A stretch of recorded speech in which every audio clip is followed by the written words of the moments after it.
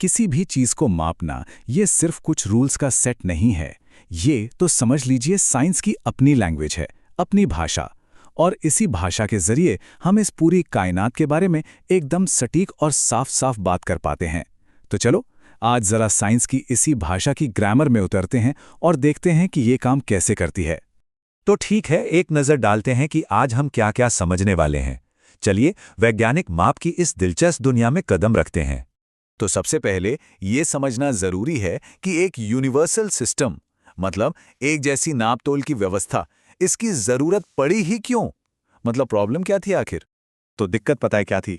हर जगह नापने का तरीका अलग था, जिससे बड़ा कंफ्यूजन होता था। जरा सोचकर देखिए, दुनिया भर के साइंटिस्ट्स एक ही एक्सपेरिमेंट पर बात कर रहे हैं, पर किसी का फुट लंबा है तो किसी का छोटा, किसी का पाउंड भारी है किसी का हल्का।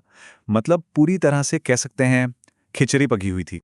और ये देखिए, यही वो कंफ्यूजन था जिसकी हम बात कर रहे थे। CGS, FPS, MKS, मतलब जितने देश उतने सिस्टम। और ये चीज़ साइंस को एक ग्लोबल एफर्ट बनाने में बहुत बड़ी रुकावट थी। लेकिन फिर एक इंटरनेशनल स्टैंडर्ड आया जिसने आकर सारी चीज़ें साफ कर दी। तो अब बात करते हैं उस कमाल के सॉल्यूशन की जो साइंस ने निकाला, यानी इंटरनेशनल सिस्टम ऑफ यूनिट्स, या जिसे हम शॉर्ट में कहते हैं SI। और इस सिस्टम की सबसे खास बात जानते हैं क्या है? ये कि दुनिया जहान की जितनी भी फिजिकल क्वांटिटीज हैं, मतलब जितनी भी चीजें हम नाप सकते हैं, उन्हें सिर्फ मुट्ठी भर कुछ बेसिक यूनिट से ही बनाया जा सकता है। बिल्कुल वैसे ही जैसे किसी भाषा में कुछ अक्षर होते हैं और उनसे आप हजारों लाखों शब्द बना लेते हैं। और ये रही वो वर्णमाला, वो 7 बेसिक यूनिट्स। लंबाई के लिए मीटर, वजन के लिए किलोग्राम, समय के लिए सेकंड, और भी कुछ है। मजे की बात यह है कि बस इन्हीं 7 से आप स्पीड से लेकर एनर्जी तक लिटरली सब कुछ इन्हीं के कॉम्बिनेशन से बयां कर सकते हैं। कमाल है ना? तो ठीक है, सिस्टम तो बन गया, लेकिन सिर्फ सिस्टम बना लेना ही काफ़ी नहीं होता है ना। उसे सही और पूरी सटीकता से इस्तेमाल करने के लिए कुछ रूल्स भी तो चाहिए। सिग्निफिकेंट फिगर्स का कॉन्सेप्ट दरअसल पूरी तरह से ईमानदारी के बारे में है। ये बताने के बारे में है कि आपकी मेजरमेंट असल में कितनी प्रिसाइज है, कितनी सटीक है। ये कुछ ऐसा कहने जैसा है कि देखो, इन डिजिट्स के बारे में तो मैं पक्का हूं, पर ये जो आखिरी वाला है ना, ये मेरा बेस्ट गेस है। देखिए, हर डिजिट एक बराबर नहीं होता। कुछ हमें मेजरमेंट के बारे में बताते हैं, तो कुछ बस जगह भरने के लिए होते हैं। और इसमें सबसे ज्यादा कंफ्यूजन पैदा करता है जीरो।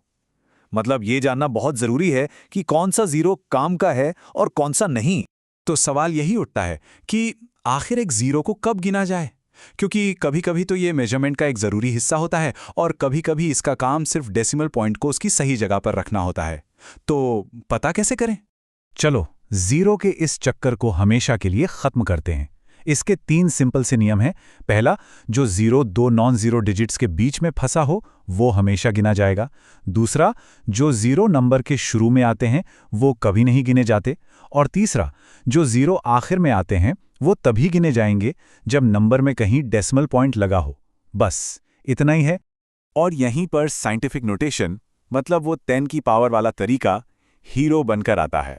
अब देखिए, 4700 मिलीमीटर। इसे देखे कोई बता नहीं सकता कि मेजरमेंट पास वाले 100 तक ली गई है या बिल्कुल 1 तक, पता नहीं। लेकिन जैसे हम लिखते हैं 4.700 इंटू 10 क्यूब मिलीमीटर्स, सब कुछ शीशे की तरह साफ हो जाता है। इसमें 4 सिग्निफिकेंट फिगर्स हैं, कोई कंफ्यूजन नहीं। अब जब कैलकुलेशंस की बात आती है तो एक गोल्डन रूल है। आपका जो फाइनल आंसर है वो आपकी सबसे कम प्रिसाइज मेजरमेंट से ज्यादा प्रिसाइज नहीं हो सकता। सीधा सा हिसाब है, एक चेन उतनी ही मजबूत होती है जितनी उसकी सबसे कमजोर कड़ी। यहां भी वही बात लागू होती है। चलिए अब एक ऐसे पावर टूल की बात करते हैं जो फिजिसिस्ट्स के लिए किसी सीक्रेट वेपन, एक गुप्त हथियार से कम नहीं है। यह है इक्वेशंस को चेक करने का एक तरीका। और इसका सिद्धांत बहुत ही सिंपल है। हम सेब में संतरे नहीं जोड़ सकते, है ना? बस वही बात है। हम लंबाई में समय नहीं जोड़ सकते, हम वेलोसिटी को फोर्स में नहीं जोड़ सकते। मतलब एक इक्वेशन के हर हिस्से की जो फिजिकल नेचर है, जिसे डायमेंशंस कहते हैं, वो सेम होनी चाहिए। तो चलो इसी प्रिंसिपल का इस्तेमाल करके एक फेमस इक्वेशन को टेस्ट करते हैं। ½ mv² = mgh। हमें बस ये चेक करना है कि क्या ये इक्वेशन डायमेंशनली, मतलब विमाओं के हिसाब से सही है। क्या काइनेटिक एनर्जी की विमाएं पोटेंशियल एनर्जी की विमाओं के बराबर हैं? ठीक है, तो पहले लेफ्ट हैंड साइड को देखते हैं, यानी काइनेटिक एनर्जी को। अब हाफ तो सिर्फ एक नंबर है, उसकी कोई डायमेंशन नहीं होती, तो उसे भूल जाइए।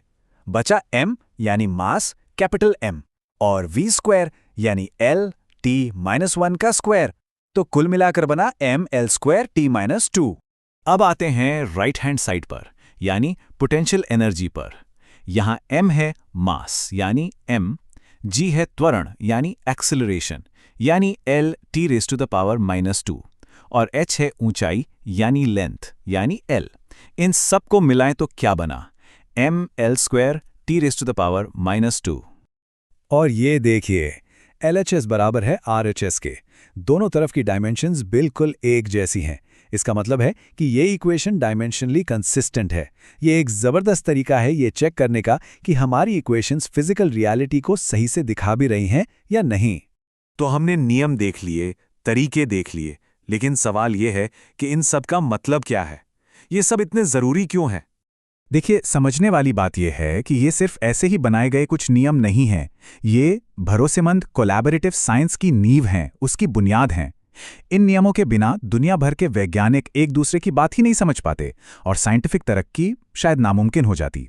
तो आज हमने देखा कि कैसे इन नियमों से हम इस दुनिया की चीज़ों को नापते हैं और कैसे इस पूरी प्रक्रिया में एक व्यवस्था, एक ऑर्डर लाते हैं। और अब सोचने वाली बात यह है कि जब हमने नापने के नियमों में महारत हासिल कर ली है, तो ये नियम हमें किन नई सच्चाइयों को खोजने में मदद करेंगे।